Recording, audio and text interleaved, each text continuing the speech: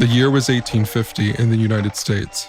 American Express was founded by Henry Wells and William Fargo. Los Angeles, San Francisco are incorporated as cities in California. And in Bloomington, Illinois, the Bloomington Cemetery was founded.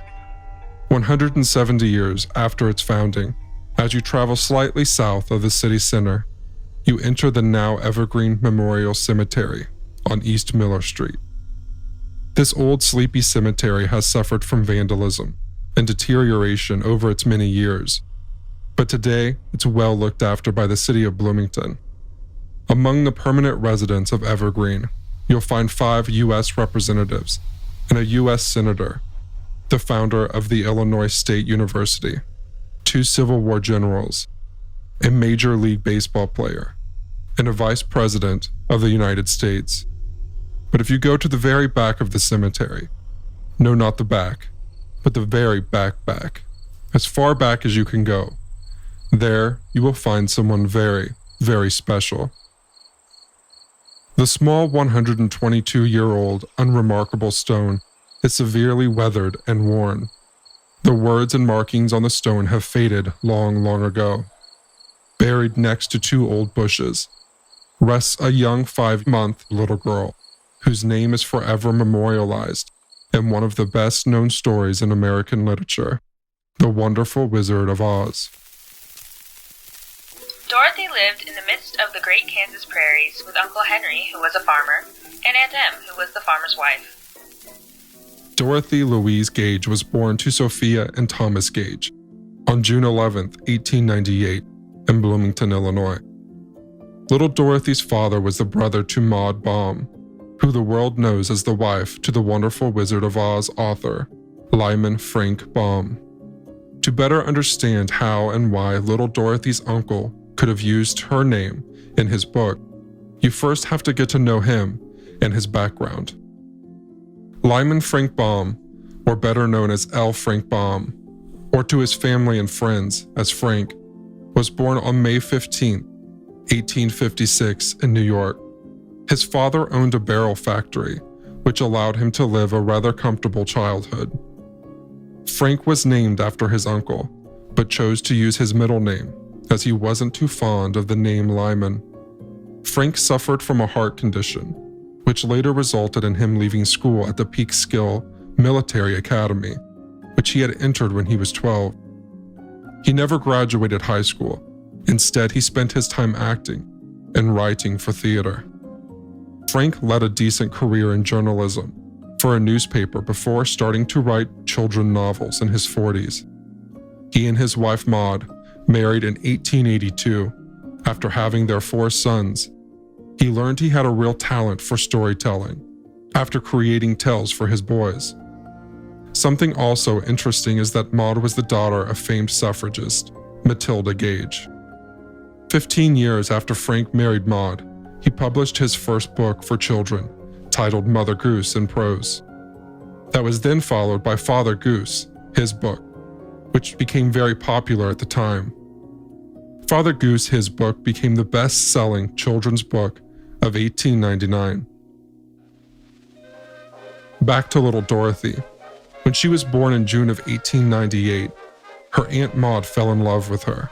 Maud and Frank had all sons, so when Dorothy came along, she was someone very special to her. At the time, they were living in Chicago, so little Dorothy was less than 3 hours away in Bloomington. By November 1898, Frank was putting together the story that Maud had been pushing him to write. This story is one he told his sons and their friends, which evolved and grew over time with each retelling. It was a fairy tale story about a magical land and a little girl who wanted to return to her loving aunt.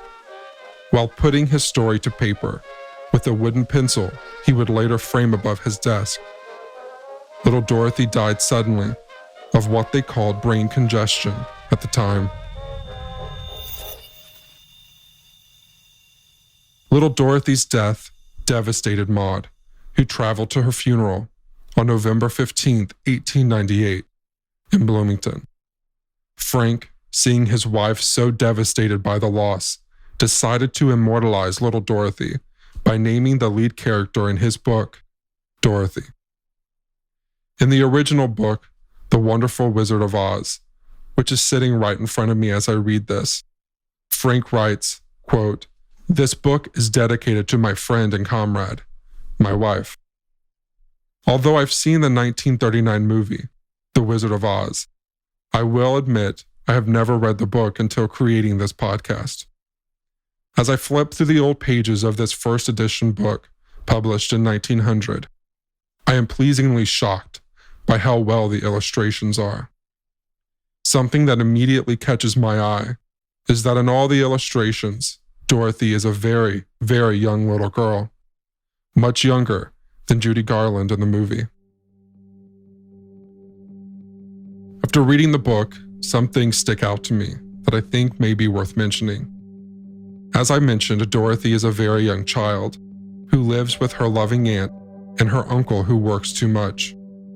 After a cyclone rips Dorothy away from her aunt, she is then taken to a magical place and spends the rest of the book trying to get home to this said aunt. I can't help but wonder, did Frank base this book off little Dorothy being separated from her aunt, as was the case with little Dorothy of Bloomington and her Aunt Maud?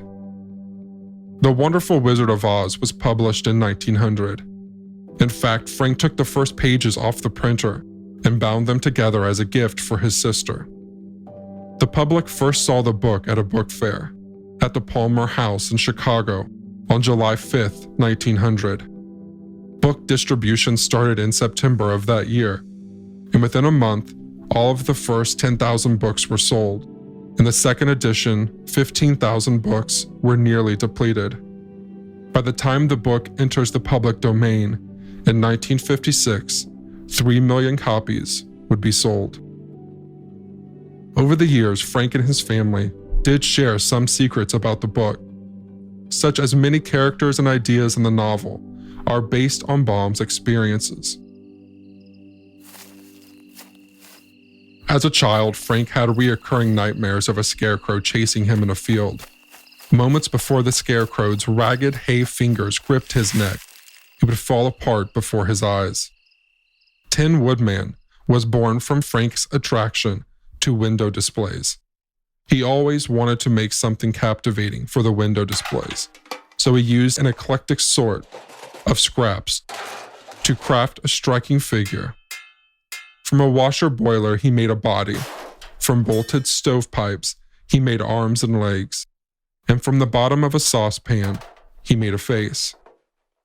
Frank then placed a funnel hat on the figure, which ultimately became the Tin Woodman.